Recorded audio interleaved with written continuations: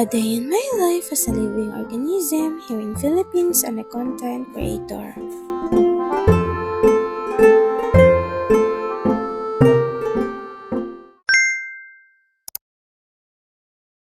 Sa wakas, dumating na rin ang parcel na ating hinihintay, and today we're going to unbox this. So this is the Fuzzy Wire, also called a pipe cleaner twister, that I bought from the Orange app for Panimula price for only 29 pesos for one bundle, and which has 100 pieces of fuzzy wire. Nagtatanong ka rin ba kung ano ang fuzzy wire?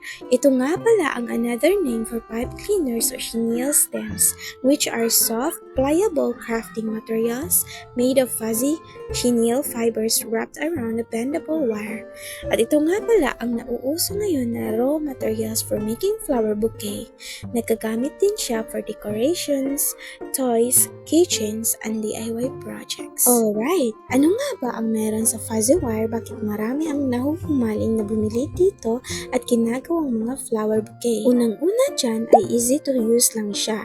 It's simple to bend, twist, and attach even without special tools. Pangalawa, colorful and attractive.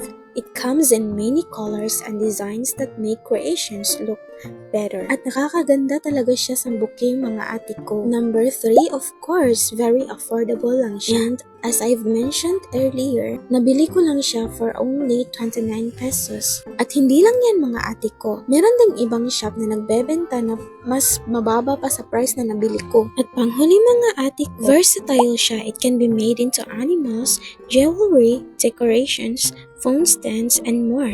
The only limit is your imagination. Hindi na kailangan na pag bumili ka dito ay dapat na magaling ka na. Kasi nung una, hindi ko talaga alam kung ano ang nagagawa dito. Ang alam ko lang is pangtali siya. Kasi nga, isa siyang twist tie. Pero nung nag-scroll lang ako sa Black App mga ate ko, naku po, marami pala itong nagagawa. And I've seen so many content creators na ito yung ginagawa nila business, like pinagkakakitaan nga talaga nila mga ate ko. At dahil entrepreneur tayo at mukha tayong pera, ay ginagaya ko na rin. I admit na mahirap talaga siyang pag-aralan. Naku po, kailangan niyo po ng mataas na pasensya. At alam niyo ba kung saan ako natuto? By watching YouTube and Black. Alam niyo naman na ang palaging laman ng isip ko ay pera. Kaya ayun, natuto ako at pinagkakakitaan ko na rin. Gumagawa ako ng bouquet, keychains, flower in a pot, at iba pa. Kaya ano pang hinihintay niyo? Hala, bumili na rin kayong mga ate ko para sama-sama tayo at sabay-sabay tayong yumaman. Hanggang dito na lang muna sa uulitin. Buyers!